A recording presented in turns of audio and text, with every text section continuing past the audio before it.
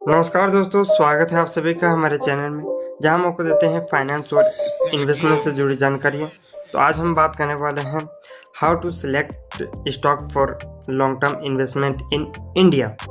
क्या कुछ होने वाला है इसके बारे में पूरा डिटेल से समझेंगे। और वीडियो के आगे बढ़ने से पहले आप सभी से एक छोटी सी रिक्वेस्ट है कि आप लोग चैनल को सब्सक्राइब जरूर से कर लीजिए और वीडियो को लाइक जरूर से कर लीजिएगा। और चलिए तो स्टार्ट करते हैं कि वो कैसे होने वाला है, क्या कुछ आपको ध्यान में रखनी चाहिए और इसके बारे में पूरा डिटेल से जानने वाला है। तो आपको कौन कौन से टॉपिक्स हैं इसके बारे में आपको बता देना चाहूँगा, क्योंकि इसी बेस में हम पूरा इसको जानने वाले हैं। तो कौन से स्टॉक्स आप चुन सकते हैं, ये पहला टॉपिक है। और दूसरा टॉपिक है कि जब आप ये रिसर्च कैसे किया जाता है। जब आप स्टॉक चुनते हो तो उसके ऊपर रिसर्च लगती है, तो रिसर्च आप करोगे कैसे, इसके बारे में पूरा डिटेल से जानने वाले हैं इस वीडियो में। और इस वीडियो में ये भी जानेंगे कि और क्या क्या चीज़ें ध्यान में रखनी चाहिए, इस वीडियो में हम लोग ये भी जानने वाले हैं। तो चलिए वीडियो को आगे बढ़ते हैं। तो क्या कुछ होने वाला है इसको पूरा डिटेल से समझते हैं। सबसे पहले हम समझते हैं कि लॉन्ग टर्म इन्वेस्टमेंट क्या होता है। जब आप किसी कंपनी में 5 साल या उससे ज़्यादा समय के लिए पैसा लगाते हैं तो उसे लॉन्ग टर्म इन्वेस्टमेंट कहते हैं। और इससे फ़ायदा क्या है, कंपनी का बिजनेस बढ़ता है तो उसके शेयर की कीमत भी बढ़ती है, आपको डिविडेंड भी मिल सकता है, टैक्स में भी बेनिफिट मिलता है, यानी कि 1 साल से ज़्यादा होल्डिंग पर long term capital gain tax कम होता है, यानी कि आपको लॉन्ग टर्म में रिस्क कम और फ़ायदा ज़्यादा होता है अगर सही कंपनी चुनी जाए तब। सही स्टॉक चुनने के लिए आपको क्या क्या तैयारी करनी चाहिए। स्टॉक खरीदने से पहले आपको हमेशा 3 चीज़ों का ध्यान रखना चाहिए। पहला है कि अपना गोल को समझो, आप 5 साल बाद घर खरीदना चाहते हो या रिटायरमेंट के लिए पैसा जोड़ना चाहते हो। दूसरा है रिस्क प्रोफाइल जानो, आप इसमें कितना रिस्क ले सकते हैं उसको भी जान सकते हो। तीसरा है कि बेसिक्स फाइनेंशियल टूल्स सीखो, जैसे कि EPS, PE रेशियो, ROE और वदर। आपको इसमें एक्सपर्ट बनने की कोई ज़रूरत नहीं है, लेकिन बेसिक समझना जरूरी है। अब बात करते हैं असली चीज़ के बारे में, यानी कि कौन से स्टॉक चुने। स्टॉक सिलेक्ट करने से पहले आपको ये 4 स्टेप्स को फॉलो जरूर करना चाहिए। इसमें पहला स्टेप है कंपनी के बिजनेस को समझो, यानी कि क्या आप उस कंपनी का प्रोडक्ट या सर्विस यूज़ करते हो और आपको कैसा लगता है, इसको भी आप जान सकते हो। और क्या उसका बिजनेस आने वाले 10 सालों तक रहेगा या फिर चलेगा, इसको भी आप देख सकते हो। दूसरा स्टेप है कंपनी का मैनेजमेंट कैसा है, यानी कि क्या कंपनी का मालिक ईमानदार है, क्या उसका रिकॉर्ड अच्छा है, इसको भी आप जान सकते हो। तीसरा स्टेप है कंपनी के फाइनेंशियल्स, यानी कि कंपनी लगातार मुनाफा कर रही है या फिर नहीं कर रही है, इसको आप जान सकते हो। और कर्ज, कंपनी में कर्ज कितना है या फिर कितना नहीं, इसको आप जान सकते हो। और कंपनी के ROE और ROC अच्छे हैं या फिर ख़राब हैं, इसको भी आप देख सकते हो। और चौथा स्टेप है वैल्यूएशन देखो, यानी कि क्या स्टॉक सस्ता है या फिर महंगा, इसको देख सकते हो।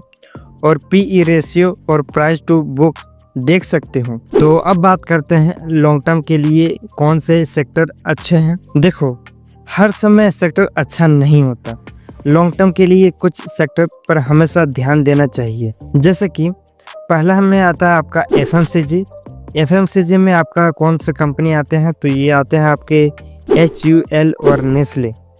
दूसरा है बैंकिंग में, और बैंकिंग में ये आता है आपका HDFC बैंक और ICICI बैंक। तीसरा है IT सेक्टर में, ये इन्फोसिस और TCS आते हैं। चौथा आता है ऑटो सेक्टर्स में, जो कि है मारुति और टाटा मोटर्स।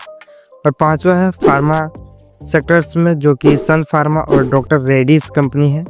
इसमें अब अच्छी कंपनी ढूंढ सकते हो आप। ये सारी चीज़ें तो जान ली हो, लेकिन अब सवाल ये आता है कि रिसर्च कैसे करें। रिसर्च में आपको 5 चीज़ों का ध्यान में रखना जरूरी है। पहला है कि कंपनी का एनुअल रिपोर्ट पढ़ो, कंपनी की वेबसाइट पर मिल जाएगी। दूसरा है कि screener.in या मनी कंट्रोल पर फाइनेंशियल रेशियो चेक करो। तीसरा है कि कंपनी के पिछले 5 साल के रेवेन्यू और प्रॉफिट को देखो। और चौथा है कि इसमें कॉम्पिटिटर से तुलना जरूर करना। और पांचवा है न्यूज़ और मैनेजमेंट के रिव्यू देखो कि कैसा आपको दे रहे हैं या फिर नहीं दे रहे हैं, उसके ऊपर आप चेक कर सकते हो। तो अब सवाल ये आता है कि स्टॉक्स को कब खरीदे और कब बेचें। तो मान लो कि आपको एक अच्छी कंपनी मिल गई है, लेकिन आपके मन में एक सवाल है कि अब हमको कब बेचना है और कब खरीदना है। तो पहले इसको जान लेते हैं। तो अब हम लोग सबसे पहले जानेंगे कि खरीदना कब है। तो इसमें मार्केट जब गिरा हुआ हो तब खरीद सकते हो, कंपनी के रिजल्ट अच्छे हो लेकिन स्टॉक्स प्राइस डाउन हो, और SIP या हर महीने थोड़ा थोड़ा पैसा लगाते रहो। तो ये तो जान लिया हमने खरीदे कैसे, लेकिन अब जानेंगे हम लोग कि बेचेंगे कब इसको। तो इसमें आता है आपका, अगर कंपनी का बिजनेस खराब हो रहा है तब बेच सकते हो, मैनेजमेंट में गड़बड़ी हो तब बेच सकते हो, और अगर आपका इन्वेस्टमेंट गोल पूरा हो गया हो तब बेच सकते हो।